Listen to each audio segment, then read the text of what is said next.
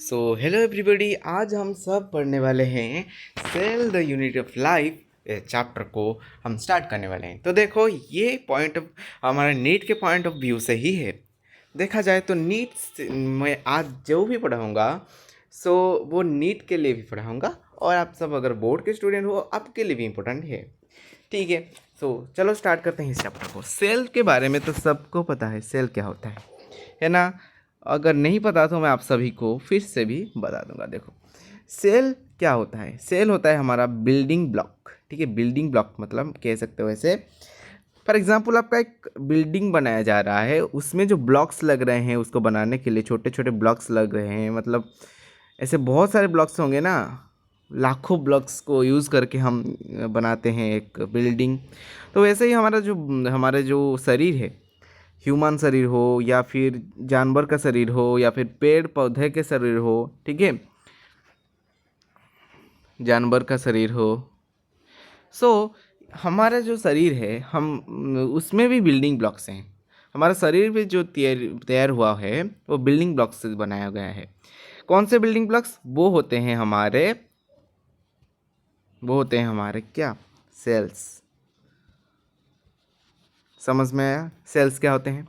So cells are the unit of life. इसमें क्या क्या है देखो। पहली बात तो ये है कि सेल्स जो हैं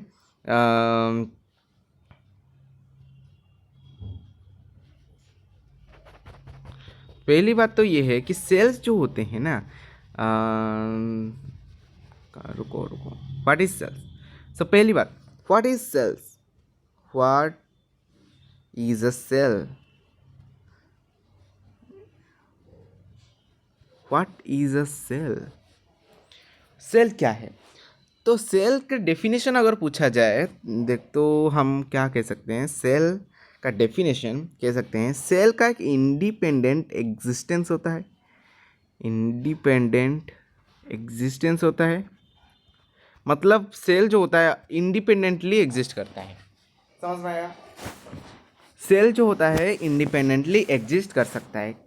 इसका मतलब क्या है?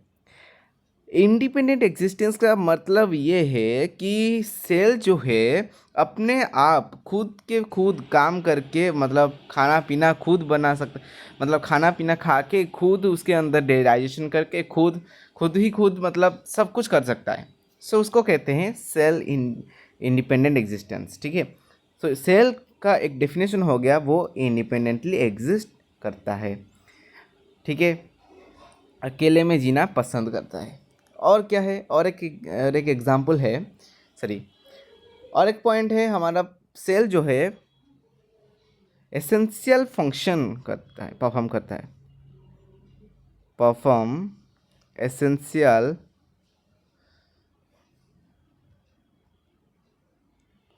फंक्शंस। ठीक है, फंक्शंस ऑफ लाइफ।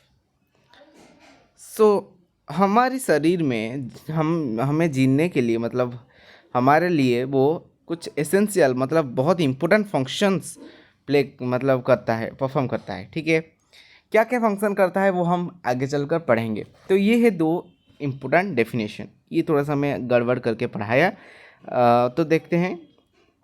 हम देखेंगे अभी इम्पोर्टेंट फंक्शंस क्या हैं। ठीक है, सो चलो देखते हैं। सो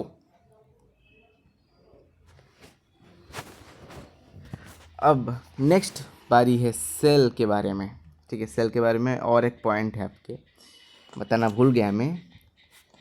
सो anything less than a complete structure of cell. देखो, एक सेल जो होता है उसका एक कंप्लीट स्ट्रक्चर होता है। देखो फॉर एग्जांपल मैं आपको दिखा रहा हूँ एक सेल। लेट ये एक सेल है, ठीक है, let this is a cell. ठीक है, this is a cell and इसके बाहर के साइड पे एक हमारे बाहर के साइड में कह सकते हो एक मेम्ब्रेन है। ओके, एक मेम्ब्रेन है और अंदर जो हैं बहुत सारे चीज़ें हैं। ठीक है ना, अंदर जो हैं बहुत सारी चीज़ें हैं। रुको, बना रहा हूँ मैं।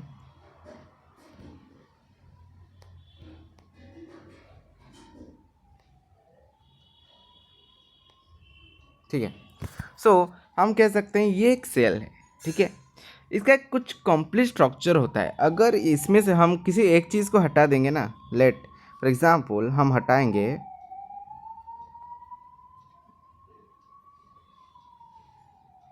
हाँ, सो लेट हम हटाएंगे, किसको हटाएंगे, लेट हम इसको हम इरेज कर देंगे अंदर की चीज़ों को। अब क्या बचा, अब क्या बचा, सिर्फ यही चीज़ें, मतलब जो भी हैं अभी। इससे एक कंप्लीट स्ट्रक्चर नहीं बनता, ठीक है। इससे एक कंप्लीट स्ट्रक्चर नहीं बनता। समझ में आया? मतलब हम कह सकते हैं सेल का अगर कुछ भी चीज़ इनकम्प्लीट है तो वो क्या है, वो इंडिपेंडेंट एग्जिस्टेंस जो है उसका नहीं हो पाएगा। इंडिपेंडेंट एग्जिस्टेंस का जो चीज़ है वो नहीं हो पाएगा, मतलब वो इंडिपेंडेंटली एग्जिस्ट ही नहीं कर पाएगा। वो क्या करेगा, मतलब वो सेल ही एग्जिस्ट नहीं करेगा। ये सर नो, तो सेल जो है हमें पता है इंडिपेंडेंटली एग्जिस्ट करता है, और उसके साथ साथ उसका एक कंप्लीट स्ट्रक्चर भी होता है। अगर ये नहीं है तो इंडिपेंडेंटली वो मतलब जी नहीं सकता, ठीक है। अगर हम कहेंगे कि अगर इसका एक स्ट्रक्चर, मतलब एक परफेक्ट स्ट्रक्चर होना चाहिए, तो हम कह सकते हैं इसको क्या, it is a fundamental structural and functional unit of all living organisms. जैसे कि आपको मैं पहले बताया था सेकेंड नंबर पॉइंट में कि ये फंक्शन करता है, कुछ एसेंशियल फंक्शन करता है। तो हम कह सकते हैं अगर एसेंशियल फंक्शन करता है, so this cell is a fundamental structural and functional, ठीक है, and functional unit of all living organism. जितने भी लिविंग ऑर्गेनिजम्स हैं उनका फंडामेंट, मतलब उन सभी का fundamental structural and functional unit है हमारा सेल। पूछा जाएगा what is the fundamental structural unit and functional unit of all living organisms, that is cell. Yes, so now this is not a cell, okay. So हो गया, समझ में आया कि नहीं, बताओ। सो हम कह सकते हैं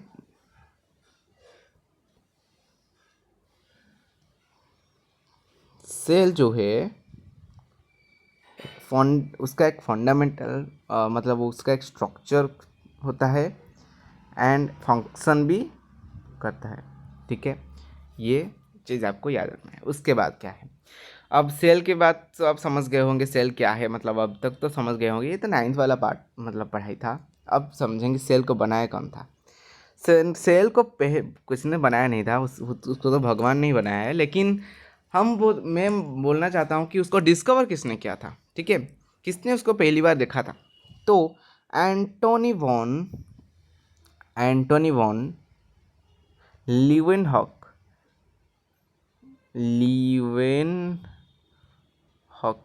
लीवेनहॉक। सो एंटोनी वॉन लीवेनहॉक ये एक साइंटिस्ट थे, ठीक है, एक साइंटिस्ट थे जिन्होंने पहली बार एक लिविंग सेल को ऑब्जर्व किया था। एक लिविंग सेल को ऑब्जर्व किया था, कहाँ ऑब्जर्व किया था, अगर आपको याद होगा तो बता देना, कमेंट में बताना कहाँ पर ऑब्जर्व किया था। पॉन्ड में, ठीक है। पॉन्ड में कैसे क्या ऑब्जर्व किया, अगर आपको याद हो 9th वाला चीज़ तो बता देना। ये कोई इंपॉर्टेंट, ज़्यादा कुछ इंपॉर्टेंट नहीं है ये, फिर भी आप कमेंट में बताना, ठीक है। नेक्स्ट, लेकिन सेल के अंदर जो न्यूक्लियस है, आप सभी को पता होगा सेल के अंदर एक बड़ा सा न्यूक्लियस होता है, कुछ बड़ा हो या फिर छोटा हो, न्यूक्लियस तो होता ही है। सो सेल के अंदर जो न्यूक्लियस होता है उसको डिस्कवर किया किसने, रॉबर्ट ब्राउन ने। ब्राउन मुंडा था वो, ठीक है। रॉबर्ट ब्राउन जी ने डिस्कवर किया था न्यूक्लियस को, ठीक है, समझ में आया। सो एंटोनी वॉन लीवेनहॉक ने पहली बार लिविंग सेल देखा, रॉबर्ट हॉक ने पहली बार न्यूक्लियस को देखा, समझ में आया। लेकिन न्यूक्लियस को तो देख लिया, उसके अंदर और भी कुछ स्ट्रक्चरल डिटेल्स हैं, मतलब और भी कुछ स्ट्रक्चर्स होंगे सेल के अंदर, जैसे सेल ऑर्गेनेल्स वगैरह, यस, उसके अंदर और देखने के लिए हमें बड़ा माइक्रोस्कोप चाहिए। मतलब माइक्रोस्कोप तब तक के लिए तो बोला जाए तो सिंपल माइक्रोस्कोप था सिर्फ, फिर कंपाउंड माइक्रोस्कोप धीरे धीरे आया। यस, कंपाउंड माइक्रोस्कोप आया।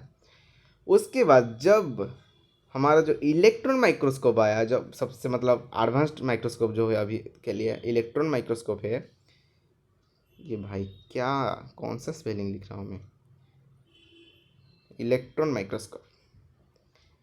सो जब इलेक्ट्रॉन माइक्रोस्कोप आया हमें बहुत सारी चीज़ें देखने को मिला। मतलब सेल के अंदर सेल ऑर्गेनेल्स को हम ऑब्जर्व करना स्टार्ट कर दिया।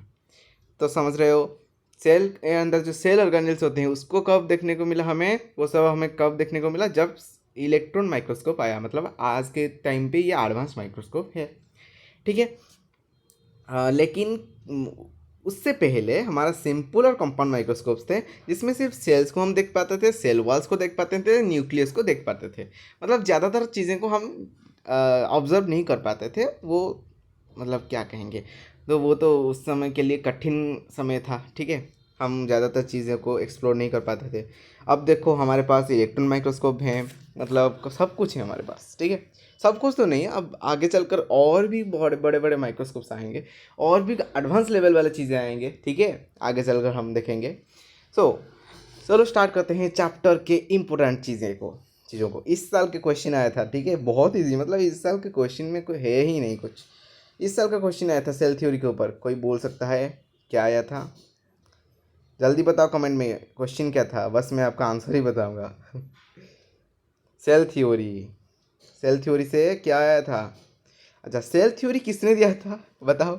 सेल थ्योरी किसने फॉर्मुलेट किया था, ठीक है। मतलब किसने सेल थ्योरी दिया था पहली बार, बताओ?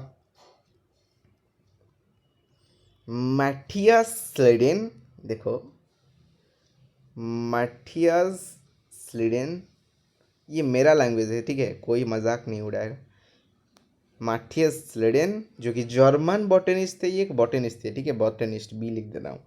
और उसके साथ साथ उनके अब और एक दोस्त था। मतलब ये क्या है ना, इनके जो दोस्ती है ना इतना गहरा है, क्या बताऊँ। देखो मैथियस लीडन जो थे वो एक क्या कह सकते हो, चीटर थे। चीटर तो नहीं बोल सकते, मतलब गलत हो जाएगा। वो अच्छे इंसान थे लेकिन क्या बोले तो लेज़ी थे, ठीक है। ये बहुत लेज़ी थे। ये सिर्फ प्लांट के ऊपर स्टडी किया, इन्होंने सिर्फ प्लांट के ऊपर स्टडी किया। और उन्होंने क्या फाउंड किया, मतलब क्या कंक्लूज़न निकाला? उन्होंने ये कंक्लूज़न निकाला कि जो प्लांट्स के अंदर, प्लांट्स जो हैं उसके अंदर डिफरेंट काइंड ऑफ सेल्स हैं, ठीक है। सेल्स का different kinds of cells plants के अंदर भरे हुए हैं। इन्होंने ये बताया, ठीक है, इन्होंने एक थ्योरी दिया। और उसके साथ साथ और एक थ्योरी दिया इन्होंने कि ये जो सेल्स हैं आगे चलकर टिश्यू बना रहे हैं प्लांट में, और टिश्यू मिलकर काम कर रहे हैं, ठीक है। ये चीज़ इन्होंने बताया, बस इतना ही बताया।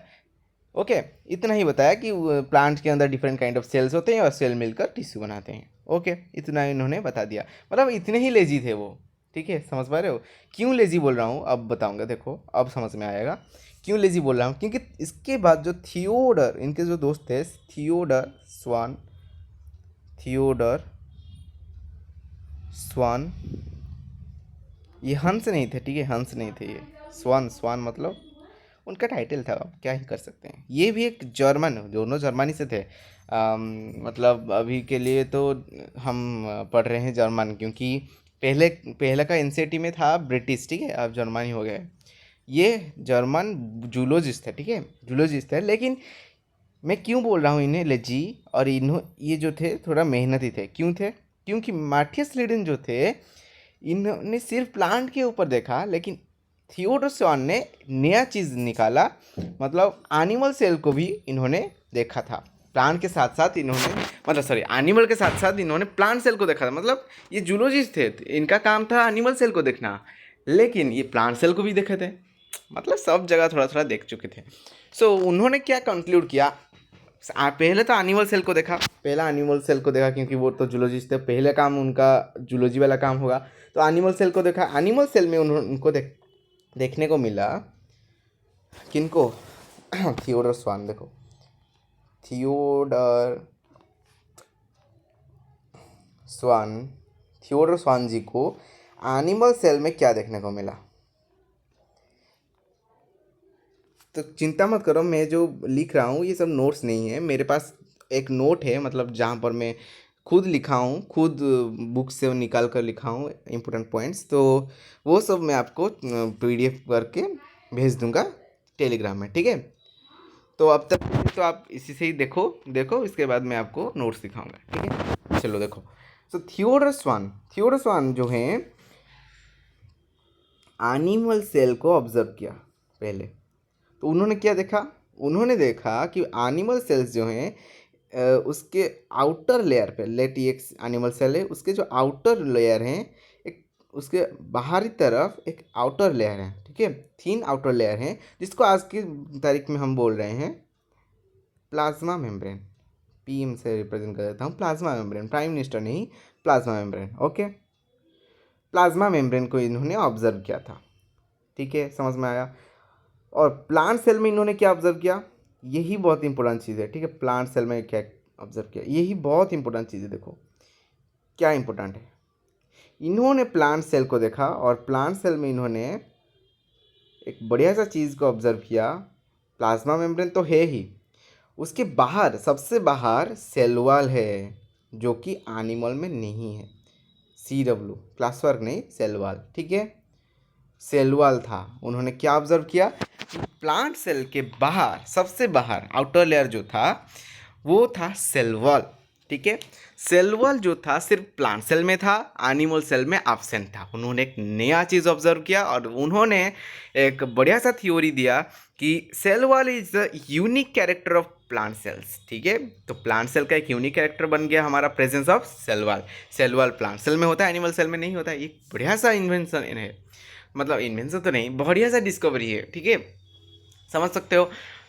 तो अब बताओ, हमारा जो मार्टियस लिडेन थे उन्होंने सिर्फ एक ही काम किया, प्लांट को देखा और बोल दिया कि इसमें तो सेल है, बस, और सेल मिलकर टिश्यू बनाते हैं, बस इतना, ठीक है। तो उन्होंने मतलब लेजी वाला काम किया, ज़्यादातर काम नहीं किया। इन्होंने अच्छे से काम किया, लेकिन फिर भी ये अपने दोस्त को रिस्पेक्ट देते हैं, ठीक है। आज तक भी वो रिस्पेक्ट देते हैं, ठीक है, देते होंगे स्वर्ग, मतलब स्वर्ग में, अब क्या कह सकते हैं। हाँ, तो अब ये बात समझ में आ गया होगा, इन्होंने ये चीज़ सेल थ्योरी दिया और उन्होंने एक हाइपोथेसिस निकाला। क्या निकाला मैं अभी दिखाऊंगा, उससे पहले आप सभी को मैं बताना चाहता हूँ इम्पोर्टेंट चीज़। अब आपके नीट में क्वेश्चन आया था, रीनीट में, ठीक है, रीनीट 2026 में आया था कि बहुत इजी सा क्वेश्चन था कि किसने फॉर्मुलेट किया था cell theory, who formulated cell theory. बताओ सेल थ्योरी क्या, किसने फॉर्मुलेट किया था, सीटी, बताओ। Schleiden and Schwann. अब मतलब इजी क्वेश्चन था ना, बहुत इजी। और एक क्वेश्चन था, बताओ किसको पता है। सर और एक क्वेश्चन नहीं था, अच्छा। और एक चीज़ मैं आप सभी को बताना चाहता हूँ, आपके जो NCERT में जो बताया गया है ईयर्स, मतलब कौन से ईयर में, कौन से साल में किसने क्या निकाला था, वो बहुत इंपॉर्टेंट है। क्यों इंपॉर्टेंट है, देखो एक क्वेश्चन आया था जहाँ पर, वहाँ पर जहाँ पर दिया गया था, मतलब कौन से ईयर में क्या निकला था, मतलब उस तरह तो नहीं दिया गया था। एक दिया गया था, क्वेश्चन आया था जिसमें था कि एक सीक्वेंस में मतलब सीक्वेंस में लाओ, मतलब पहला क्या आया था, उसके बाद क्या आया था, उसके बाद क्या आया था, मतलब फोटोसिंथेसिस में देखा जाए तो एक क्वेश्चन था कि फोटोसिंथेसिस में पहला डिस्कवरी क्या था, उसके बाद डिस्कवरी क्या था, उसके बाद डिस्कवरी क्या था, वो सब आया था। मतलब अगर किसी को साल पता है कौन से साल में क्या आया था, वो कर सकता है वो क्वेश्चन, ठीक है। वो थोड़ा सा हार्ड था, मतलब क्वेश्चन थोड़ा सा ट्रिकी था, ठीक है। तो वहाँ पर कौन से बच्चे कंफ्यूज है, जो लोग साल को याद नहीं रखते हैं, कौन से साल में आया था। तो मैं आप सभी को यहाँ पे बता देता हूँ, मार्टियस लिडेन जो थे, मार्टियस लिडेन, याद रखना, उनके जो सेल थ्योरी दिए, उन्होंने जो सेल थ्योरी दिया था 1838 में दिया था, ठीक है। मतलब ये है लेजी वाले अंकल। उसके बाद आए थियोडर स्वान अंकल, थियोडर हंस वाले अंकल, ठीक है। हंस वाले अंकल जो थे मेहनती थे। 1839 में उन्होंने 2 चीज़ें बताया और बढ़िया बढ़िया चीज़ें बताएं, ठीक है। तो 1839 में ये आए, 1838 में ये आए, ठीक है। इसको याद रखना। मतलब एक क्वेश्चन आया था साल के ऊपर, मतलब अगर साल अगर पता होगा कौन सी ईयर में क्या हुआ था तो वो वाले क्वेश्चन कर सकते, देख सकते हो नीट का लेवल कितना बढ़ रहा है। ठीक है, समझ आ रहा है कि नहीं। तो नेक्स्ट ईयर तो सीबीटी मोड में होगा और वहाँ तो बहुत ही मतलब बहुत ही हार्ड क्वेश्चन आ जाएंगे। ठीक है, जैसे कि जेई में होता है, जैसे कि जेई में होता है, अब नीट में भी वही होगा। ठीक है, समझ में आ रहा है कि नहीं। ओके, ये बात समझ में आया। 1838 में माथियस लिडेन ने दिया था उनका थ्योरी, क्या दिया था, प्लांट जो है plants composed of different kinds of cells and which form the tissues of the plant. ठीक है, नेक्स्ट थियोडर स्वान ने क्या दिया था, वो एक जूलॉजिस्ट थे। पहले तो एनिमल सेल स्टडी किया, उसमें क्या स्टडी किया, एक एनिमल सेल का एक आउटर लेयर होता है जिसको हम अब प्लाज्मा मेम्ब्रेन कहते हैं, और उसके साथ साथ उन्होंने एक नया चीज़ कंक्लूड किया कि प्लांट सेल में जो एक यूनिक कैरेक्टर है वो है cell wall, presence of cell wall. तो सेल वॉल सिर्फ प्लांट सेल में होता है, एनिमल सेल में नहीं होता है। उन्होंने ये ऑब्जर्व किया, बहुत इंपॉर्टेंट चीज़ ऑब्जर्व किया, और स्वान ने उनका एक हाइपोथेसिस दिया, एक हाइपोथेसिस दिया। हाइपोथेसिस का अर्थ पता है कि नहीं, हाइपोथेसिस क्या होता है, मतलब वो थोड़ा सा एक कह सकते हैं तुक्का, मतलब तुक्का लगाया, जैसे कि आप लगा के आए हो नीट में वैसे। ठीक है, तो उन्होंने एक तुक्का लगाया कि जो एनिमल्स और प्लांट्स बॉडीज होते हैं, प्लांट्स एंड एनिमल बॉडीज जो होते हैं, they all composed of cells composed of cells and also they all are the products of composed of products of cells। ठीक है, मतलब क्या प्रोडक्ट्स ऑफ सेल्स क्या होते हैं, सेल्स जो बनाते हैं, जैसे कि सिक्रेशन करते हैं, हार्मोन्स वगैरह सेल से निकलता है, मतलब सेल वगैरह मिलकर जो सिक्रेशन करते हैं, काम करते हैं, वो होता है क्या, प्रोडक्ट ऑफ सेल्स। तो हमारे बॉडी मतलब हमारे जो शरीर है उसमें सेल्स भी होते हैं और सेल के प्रोडक्ट भी भरपूर हैं, उससे हमारा शरीर बनाया गया है। ठीक है, समझ में आया, उन्होंने एक हाइपोथेसिस दिया। ठीक है, अच्छा, तो हो गया। अब इसमें एक लिमिटेशन था। ठीक है, इसमें एक लिमिटेशन था। लिमिटेशन क्या था, इसमें एक भयंकर लिमिटेशन था, छोटा सा लिमिटेशन था, इसमें भयंकर कुछ भी नहीं। ठीक है, छोटा सा ही लिमिटेशन था। वो लिमिटेशन क्या था, उन्होंने ये चीज़ तो बता दिया कि सेल के बारे में कुछ बता दिया, लेकिन उन्होंने ये नहीं बता पाया, वो सब ये नहीं बता पाए कि नए नए जो सेल्स बन रहे हैं वो कैसे बन रहे हैं, how new cells are formed. ये चीज़ उन्होंने नहीं बता पाया, मतलब वो दोनों मिलके ये चीज़ नहीं बता पाए। होता है भाई, होता है, मतलब सबका एक लिमिटेशन होता है। ठीक है, जहाँ तक वो कर सकते हैं, समझ में आया, सबका एक लिमिटेशन होता है। चलो, तो ये था उनका लिमिटेशन, सेल थ्योरी उन्होंने जो दिया था उसका लिमिटेशन था। स्लीडेन का लिमिटेशन था। अब आए हमारे रूडोल्फ वर्चाउ जी। रूडोल्फ वर्चाउ मतलब कब आए थे, याद रखना 1855 को रूडोल्फ वर्चाउ जी आए थे। रूडोल्फ वर्चाउ,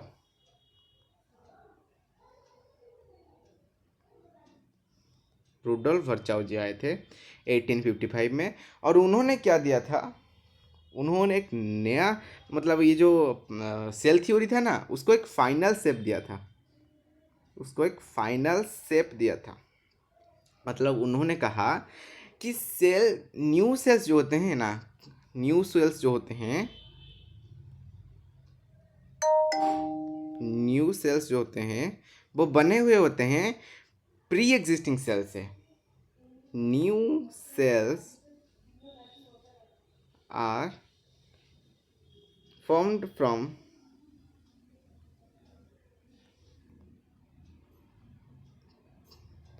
pre-existing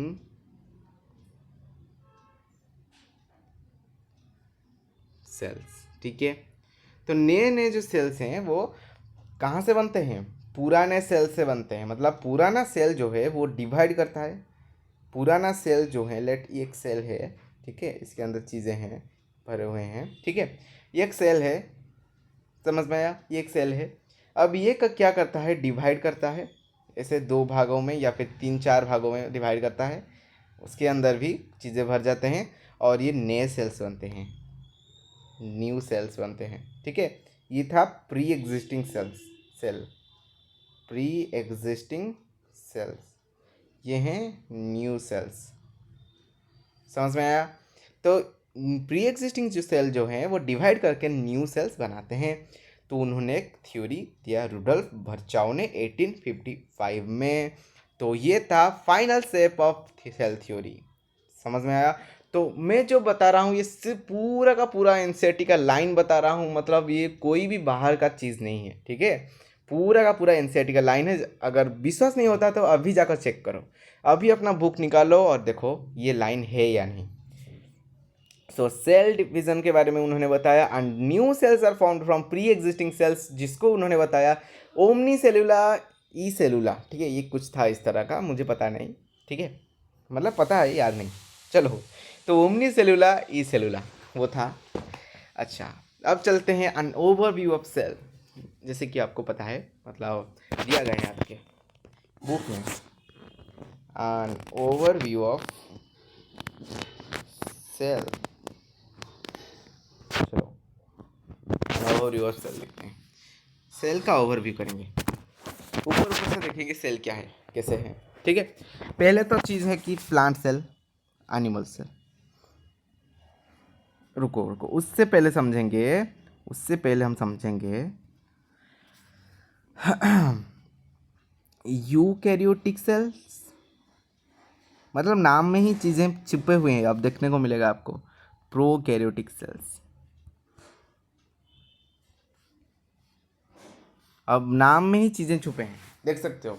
रुको दिखाऊंगा, अभी दिखाऊंगा, रुको थोड़ा सा सब्र करो।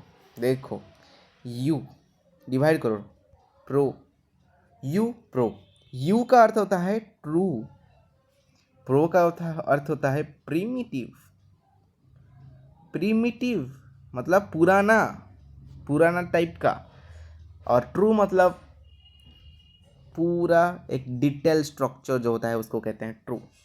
किसका बताया जा रहा है? कैरियोटिक, कैरियोटिक, कैरियो मतलब न्यूक्लियस। आपको अगर याद होगा, आपने पढ़ा था पुराने क्लासेस में, कैरियोन का अर्थ होता है न्यूक्लियस। ये नहीं दिख रहा है,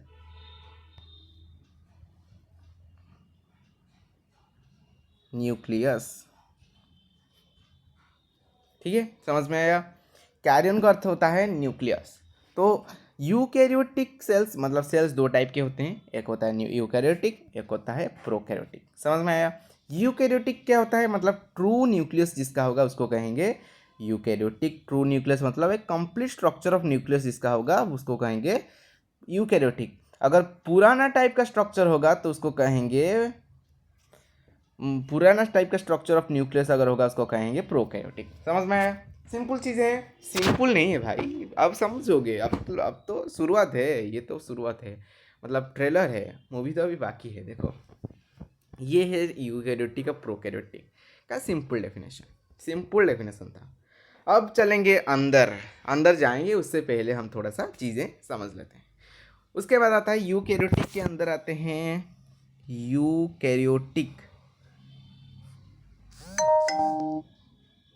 यूकैरियोटिक अंदर आते हैं प्लांट सेल्स,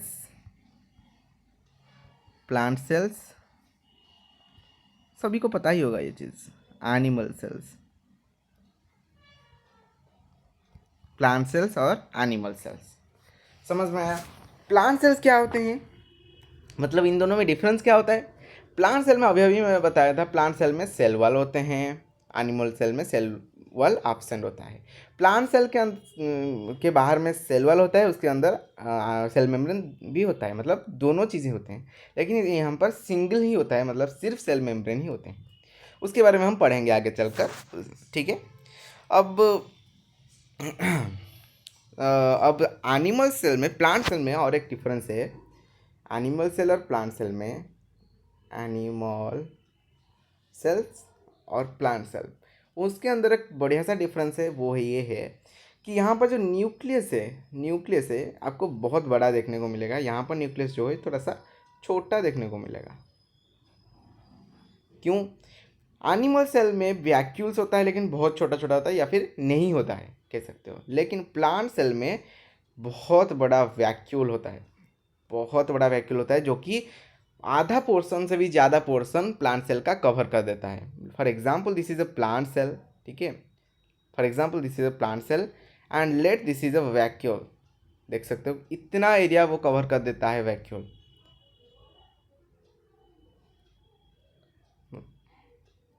ये आपका वैक्यूल, वैक्यूल देख सकते हो इतना एरिया कवर कर देता है। तो बताओ न्यूक्लियस के लिए थोड़ा सा जगह तो मतलब बहुत छोटा हो जाएगा ना, पड़ जाएगा ना, लेट न्यूक्लियस यहाँ पर आ जाएगा। ये है हमारा टिपिकल प्लांट सेल, ठीक है। नेक्स्ट हमारा जो एनिमल सेल्स हैं, लेट मैं एनिमल सेल का बनाऊंगा एक, ठीक है, लेट ये एनिमल सेल है। इसमें जो है वैक्यूल्स छोटे छोटे होते हैं या फिर नहीं भी होते हैं कह सकते हो। तो इसमें जो न्यूक्लियस होता है वो सबसे बड़ा होता है इसमें, ठीक है, लेट यहाँ पे। तो न्यूक्लियस जो है एक बड़ा एरिया कवर कर देता है एनिमल सेल में। इसमें छोटा सा न्यूक्लियस होता है, छोटा तो नहीं, छोटा दिखता है, ठीक है। समझ में आ रहा है कि नहीं?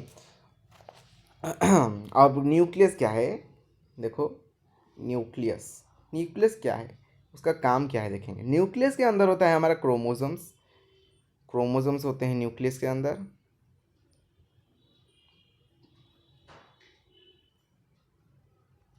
क्रोमोसोम्स, क्रोमोसोम्स क्या है समझाऊंगा। देखो क्रोमोसोम्स जो होते हैं उसके अंदर अगर उसको भी जूम करेंगे, उसके अंदर होते हैं जेनेटिक मटेरियल, जिसका नाम क्या है, genetic materials, DNA, genetic materials उसको कहते हैं डीएनए। ये तो मतलब सबका फैमिलियर चीज़ है, ठीक है।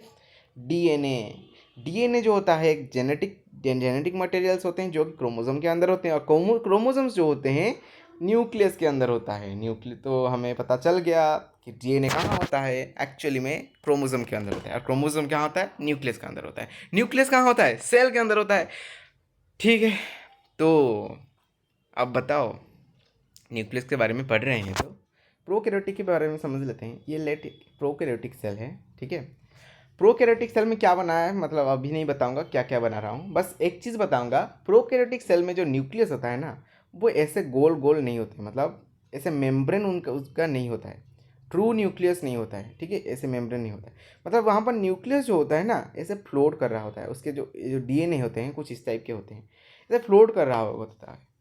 मतलब उसके बाहर में एक मेम्ब्रेन एब्सेंट होता है, ठीक है, मेम्ब्रेन नहीं होता है। जहाँ पर हमारा जो यूकैरियोटिक सेल है, प्लांट सेल हो या फिर एनिमल सेल हो, वहाँ पे न्यूक्लियस मेम्ब्रेन बाउंड होते हैं, उसके अंदर एक न्यूक्लियोलस भी प्रेजेंट होता है इस साइड में, ठीक है। न्यूक्लियोलस भी होता है मतलब उसका सेंटर, ठीक है, न्यूक्लियोलस भी होता है, उसके अंदर कुछ क्रोमोसोम्स भी होते हैं, उसके अंदर डीएनए भी प्रेजेंट होता है। समझ में आया न्यूक्लियस के बारे में थोड़ा सा ओवरव्यू, ये सब ओवरव्यू कर रहा हूँ मैं, ठीक है, ओवरव्यू, सब ओवरव्यू हो रहा है। उसके बाद हम अंदर जाएंगे, ठीक है, नेक्स्ट क्लास से हम अंदर जाएंगे, अंदर जाकर समझेंगे क्या क्या है क्या क्या नहीं है। समझ में आया?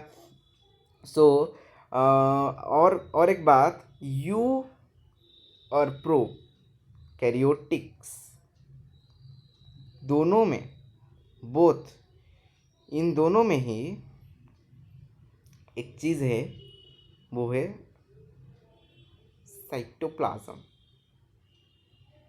साइटोप्लाज्म, साइटोप्लाज्म क्या है, तो वो जो सेल्स है ना, सेल्स के अंदर जो न्यूक्लियस तो एक होता है, और न्यूक्लियस को छोड़ के जो बाकी जो मैट्रिक्स होते हैं, एक होता है कि कौन सा मैट्रिक्स कहते हैं, सेमी फ्लूइड मैट्रिक्स कहते हैं उसको। तो सेमी फ्लूइड मैट्रिक्स होते हैं, एक सेमी फ्लूइड मैट्रिक्स होता है। वो सेमी फ्लूइड मैट्रिक्स जो होता है न्यूक्लियस को छोड़ के जो भी होता है, न्यूक्लियस और मेम्ब्रेन को छोड़कर जो भी होता है वो होता है सेमी फ्लूइड मैट्रिक्स, और उसको कहते हैं साइटोप्लाज्म। उसको क्या कहते हैं, साइटोप्लाज्म। मतलब ये दोनों यूकैरियोटिक और प्रोकैरियोटिक दोनों में भी होता है, मतलब सभी सेल्स में साइटोप्लाज्म कॉमन है। तो साइटोप्लाज्म हर सेल में होता है। और नेक्स्ट क्या है, साइटोप्लाज्म में वेरियस टाइप के केमिकल रिएक्शंस भी होते हैं, वेरियस टाइप के केमिकल रिएक्शंस भी होते हैं, जिसकी वजह से हम आज जिंदा हैं, जिसके मदद से हम आज जिंदा हैं, मतलब हमारे सेल्स आज जिंदा हैं, और उससे उसके उसके वजह से हम भी जिंदा हैं, ठीक है, समझ में आ रहा है? तो केमिकल रिएक्शन होता है साइटोप्लाज्म में, जिसकी वजह से हम जिंदा रह पा रहे हैं। कैसे क्या होता है हम समझेंगे भाई, सब समझेंगे। और क्या क्या होता है साइटोप्लाज्म में, ऐसे डूबे हुए होते हैं, मतलब वो जो सेमी फ्लूइड मैट्रिक्स होता है ना, उसके ऊपर ऐसे डूबे हुए होते हैं कुछ ऑर्गेनेल्स, ठीक है। वो से मेम्ब्रेन बाउंड ऑर्गेनेल्स भी होते हो सकते हैं, या फिर विदाउट मेम्ब्रेन, मतलब छोटे छोटे बिना मेम्ब्रेन वाले भी ऑर्गेनेल्स हो सकते हैं। मतलब ऑर्गेनेल्स मतलब ही मेम्ब्रेन होता है उसका, ठीक है। अगर मेम्ब्रेन नहीं होगा तो ऑर्गेनेल्स कैसे बन, मतलब जी सकते हैं, ठीक है। यहाँ पर मेम्ब्रेन बाउंड ऑर्गेनेल की बात करेंगे तो वो क्या करते हैं, ये जो सेमी फ्लूइड होते हैं ना, सेल के अंदर सेमी फ्लूइड सब्सटेंस होता है ना, उसके ऊपर ऐसे डूबे हुए होते हैं, मतलब ऐसे फ्लोट करते हुए होते हैं कुछ ऑर्गेनेल्स, उसको कहते हैं सेल ऑर्गेनेल्स, ठीक है। कुछ सब्सटेंस ऐसे फ्लोट कर रहे होते हैं, उनको कहते हैं सेल ऑर्गेनेल्स, सेल ऑर्गेनेल्स, ठीक है। सेल ऑर्गेनेल्स जैसे कि आप कैसे देख सकते हो, एक लेट सीरा, सीरा है, और सीरा के ऊपर ऐसे रसगुल्ले या फिर गुलाब जामुन ऐसे फ्लोट कर रहे होते हैं, तो वैसे ही रसगुल्ले और गुलाब जामुन को मान लो वो है सेल ऑर्गेनेल्स, और सीरा जो है वो है सेमी फ्लूइड मैट्रिक्स, और इन दोनों को मिलाकर हम कहते हैं सेल, सॉरी सेल बोल दिया क्या, साइटोप्लाज्म। इन दोनों को मिलाकर कहते हैं साइटोप्लाज्म। समझ में आया, इसको कहते हैं साइटोप्लाज्म। और जो ऑर्गेनेल्स होते हैं उनका कुछ नाम होता है, वो एंडोप्लाज्मिक रेटिकुलम हो सकता है, वो गल्जी कॉम्प्लेक्स हो सकता है, वो लाइसोसोम्स हो सकते हैं, वो माइटोकॉन्ड्रिया हो सकते हैं, और माइक्रोबॉडीज़ भी हो सकते हैं, कुछ छोटे छोटे होते हैं, मतलब उसके बारे में समझेंगे, हम पढ़ेंगे, ठीक, आगे चलकर सब डिटेल में पढ़ेंगे एक एक करके। वैक्यूल्स भी हो सकते हैं, सबका एक डिफरेंट डिफरेंट फंक्शंस होते हैं, समझेंगे सबको हम डिटेल में समझेंगे, ठीक है। सो नेक्स्ट क्लास से हम समझेंगे, ओके। अब मैं सिर्फ आपको ओवरव्यू दिखाऊंगा, ओके, ये सब ओवरव्यू हैं। और मेम्ब्रेन बाउंड ऑर्गेनेल्स जो होते हैं वो सिर्फ यूकैरियोटिक्स में होते हैं, यूकैरियोटिक्स में होते हैं, और प्रोकैरियोटिक्स में एब्सेंट होते हैं, नहीं होते हैं, ठीक है। मेम्ब्रेन बाउंड ऑर्गेनेल्स नहीं होते हैं। नेक्स्ट, राइबोसोम्स जो होते हैं, हाँ, ऑर्गेनेल्स जो होते हैं नॉन मेम्ब्रेन बाउंड भी हो सकते हैं, जैसे कि राइबोसोम्स। तो नॉन मेम्ब्रेन बाउंड ऑर्गेनेल्स जो होते हैं वो होते हैं राइबोसोम, जो कि दोनों प्रोकैरियोटिक और यूकैरियोटिक में ही होते हैं, ठीक है। तो राइबोसोम्स को तो पता ही होगा वो क्या है, मतलब कौन है, वो तो फेमस इंसान है ना। नहीं पता है तो समझेंगे, मतलब उसके ऊपर, इसके ऊपर भी एक बड़ा सा टॉपिक है, समझेंगे। तो राइबोसोम्स जो होते हैं नॉन मेम्ब्रेन बाउंड ऑर्गेनेल्स होते हैं, ठीक है, नॉन मेम्ब्रेन बाउंड ऑर्गेनेल्स, जो कि बोथ यूकैरियोटिक और प्रोकैरियोटिक के साइटोप्लाज्म में होते हैं, ठीक है। सिर्फ साइटोप्लाज्म ही नहीं, वो कुछ सेल ऑर्गेनेल्स में ही पाए जाते हैं, मतलब कुछ सेल ऑर्गेनेल के अंदर भी पाए जाते हैं, जैसे कि हमारे क्लोरोप्लास्ट लिख रहा हूँ, मतलब ग्रीन कर दूंगा, क्लोरोप्लास्ट जो कि प्लांट सेल में है। क्लोरोप्लास्ट के अंदर भी राइबोसोम्स होते हैं, माइटोकॉन्ड्रिया के अंदर भी राइबोसोम्स होते हैं, ठीक है। इसके अंदर इन दोनों के अंदर ही राइबोसोम्स प्रेजेंट होते हैं। और जो रॉ एंडोप्लाज्मिक रेटिकुलम होते हैं, RER, इसके ऊपर ही कुछ राइबोसोम्स प्रेजेंट होते हैं, ठीक है। इसके ऊपर राइबोसोम्स प्रेजेंट होते हैं, इसके ऊपर, ठीक है, राइबोसोम्स प्रेजेंट होते हैं। कैसे क्या होता है हम समझेंगे आगे चलकर, ठीक है। एक स्ट्रक्चर बनाकर देखेंगे, पिक्चर बनाकर, ठीक है। नेक्स्ट आता है आपका एनिमल सेल्स जो होता है, एनिमल सेल्स, उसके अंदर कुछ सेंट्रोसोम्स भी होते हैं, ठीक है, कुछ सेंट्रोसोम्स भी होते हैं जो कि सेल डिवीज़न में हेल्प करते हैं, उसके बारे में समझेंगे, सब ओवरव्यू कर रहे हैं, ठीक है। वो सेल डिवीज़न में हेल्प करते हैं, सेल डिवाइड करने के लिए हेल्प करते हैं, ठीक है। सिर्फ एनिमल सेल में ही होता है ये, ओके, सेंट्रोसोम्स होते हैं। और तो ये हो गया थोड़ा ओवरव्यू।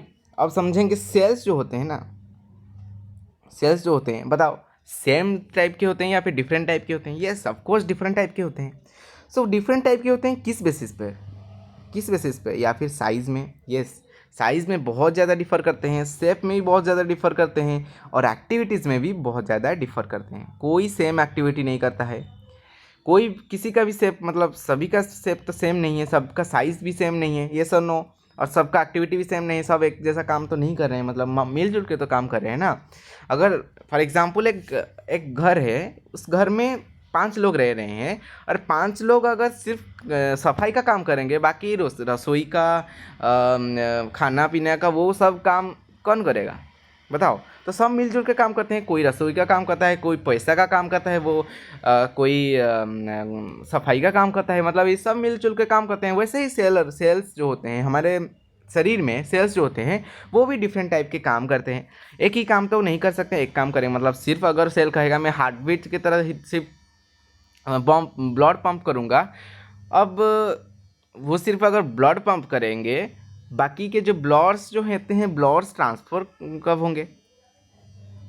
ठीक है, मैं बोल रहा हूँ अगर हार्ट कहेगा सिर्फ मैं ब्लड पंप ही करूँगा, और कोई सब सेल मिलकर सिर्फ ब्लड ही पंप करने में हेल्प करेंगे, बाकी काम कौन करेगा? मतलब रेस्पिरेशन का आगे का प्रोसेस हो, या फिर हमारे डाइजेशन का प्रोसेस हो, एक्सक्रीशन का प्रोसेस हो, जो भी प्रोसेस हो, कौन करेगा?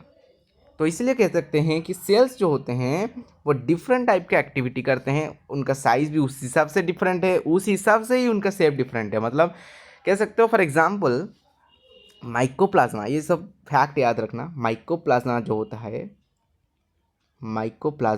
है स्मॉलेस्ट सेल कहते हैं ना उसको, स्मॉलेस्ट प्रोकैरियोटिक सेल कह सकते हो, ठीक है, स्मॉलेस्ट सेल कह सकते हैं, स्मॉलेस्ट सेल्स। उसका जो साइज होता है 0.3 माइक्रोमीटर। यस, अब हम बैक्टीरिया की बात करेंगे, ठीक है, बैक्टीरिया की बात करें, टिपिकल बैक्टीरिया, उसका साइज होता है 3 to 5 माइक्रोमीटर। मतलब कितना बड़ा? बहुत बड़ा, उससे तो बहुत बड़ा है। मतलब यहाँ पर आप देख सकते हो साइज डिफरेंस कितना है, ठीक है, ये चीज़ याद रखना, ठीक है। माइक्रोप्लाज्मा का क्या साइज है, इसका क्या साइज है, ठीक है, याद रखना। समझ में आ रहा है कि नहीं? अब देखेंगे यूकेरियोटिक सेल में देखा जाए, एक animal largest isolated single cell, largest सबसे बड़ा, आइसोलेटेड मतलब अकेले में रहता होगा, आइसोलेटेड सिंगल सेल अकेला वाला सेल, ठीक है, अब हम लोगों की तरह, ठीक है, अकेला रहने वाला। सो सिंगल सेल जो है ऑस्ट्रिच एग, ये सबको पता होगा, ऑस्ट्रिच एग, ऑस्ट्रिच एग, ये सर नो। ऑस्ट्रिच एग जो होता है लार्जेस्ट सेल होता है, लार्जेस्ट आइसोलेटेड सिंगल सेल बोलना, सिर्फ सेल नहीं बोलना, ठीक है। अब हम बड़े हो गए हैं, ठीक है, उस हिसाब से हम बोलेंगे। चलो, अब मल्टी सेलुलर जो होते हैं, मल्टी सेलुलर और यूनिसेलुलर के बारे में आप सभी तो नहीं, अब तक नहीं बताया, क्योंकि याद ही नहीं है मुझे। देखो यूनिसेलुलर क्या होता है, मल्टी सेलुलर क्या होता है। यूनिसेलुलर मतलब जो ऑर्गेनिज्म सिर्फ एक ही सेल से बना होगा, सिर्फ एक ही सेल से बनाया होगा, एक ही न्यूक्लियस होगा। फॉर एग्जांपल अमीबा एक ही सेल से बना है, ये सनो, एक ही न्यूक्लियस होता है उसका। पारामीशियम वगैरह वो सब जो हैं, ठीक है, पारामीशियम कुछ इस तरह से दिखता है, ठीक। सो ये होते हैं यूनिसेलुलर ऑर्गेनिजम्स। और मल्टी सेलुलर जैसे कि हम, मतलब बहुत सारे सेल मिलकर बने हुए हैं, प्लांट्स होते हैं, ठीक है। सो मल्टी सेलुलर ज़्यादातर मल्टी सेलुलर ही होते हैं, सब यूनिसेलुलर बहुत कम चीज़ें होते हैं। सो मल्टी सेलुलर देखा जाए तो जैसे कि आरबीसी, ठीक है, आरबीसी इसका साइज बताओ कितना है, 7 माइक्रोमीटर। मतलब बैक्टीरिया से तो बहुत बड़े हैं ये लोग, ये सर नो, बहुत बड़े हैं ये लोग। 7 माइक्रोमीटर होता है इसका डायमीटर, ठीक है। अच्छा और लॉन्गेस्ट सेल अगर पूछेंगे, देखेंगे तो लॉन्गेस्ट सेल क्या होता है, नर्व सेल्स, ठीक है। ये सब फैक्ट्स हैं, ठीक है, याद रखना। नर्व सेल्स ऐसे मतलब बहुत लंबे लंबे होते हैं, कुछ इस टाइप के, मतलब ऐसे ही बना रहा हूँ ऐसे नहीं होते। तो देखो नर्व सेल्स जो होते हैं सबसे लॉन्गेस्ट होते हैं। लार्जेस्ट आइसोलेटेड सिंगल सेल कहेंगे तो ऑस्ट्रिच एग। और आरबीसी का डायमीटर हमने देखा 7 माइक्रोमीटर। और हमारा जो बैक्टीरिया का जो होता है, टिपिकल बैक्टीरिया का होता है हमारा 3 से 5 माइक्रोमीटर। माइकोप्लाज्मा सबसे स्मॉलेस्ट होता है, स्मॉलेस्ट सेल होता है, उसका होता है 0.3 माइक्रोमीटर। देख सकते हो ये है हमारा example of different in size, ठीक है, डिफरेंस इन साइज, ठीक है। शेप के हिसाब से देखेंगे तो किसका किसका कैसा शेप है, तो कैसे कैसे शेप्स हो सकते हैं, जैसे डिस्क लाइक शेप भी हो सकते हैं, डिस्क जैसा शेप हो सकता है, पॉलीगोनल हो सकता है, कॉलमनर हो सकता है, क्यूबॉइडल हो सकता है, क्यूबॉइड जैसा हो सकता है, थ्रेड लाइक हो सकते हैं, या फिर ट्रायंगुलर भी हो सकता है। ठीक है, ऐसे शेप भी हो सकते हैं। समझ में आ रहा है कि नहीं? सो शेप जो होते हैं, शेप जो वैरी करते हैं, शेप ऑफ द सेल जो वैरी करता है वो फंक्शन के हिसाब से वैरी करता है। ठीक है, वो फंक्शन के हिसाब से, मतलब कौन सा सेल क्या फंक्शन कर रहा है उस हिसाब से उसका शेप डिटरमाइन किया जाता है। समझ में आया?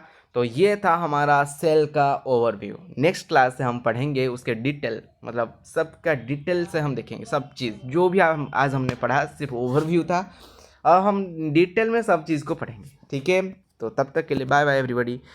सो क्या क्या इम्प्रूवमेंट आपको चाहिए नेक्स्ट वीडियो में, तो आप सब कमेंट में बता सकते हो। और मेरा टेलीग्राम चैनल को ज्वाइन कर लेना और व्हाट्सअप चैनल को भी ज्वाइन कर लेना। वहाँ पर आपको वो नोट्स मिल जाएंगे, मतलब मेरा हैंड रिटन नोट्स मिल जाएंगे। ये वाले नोट्स नहीं, यहाँ पे जो ऐसे कर रहा हूँ फालतू की चीज़ें, वो सब आपको नहीं देखने को मिलेगा। मेरा हैंड रिटन अच्छे नोट दिखेंगे। ठीक है, तो तब तक के लिए बाय बाय एवरीबॉडी।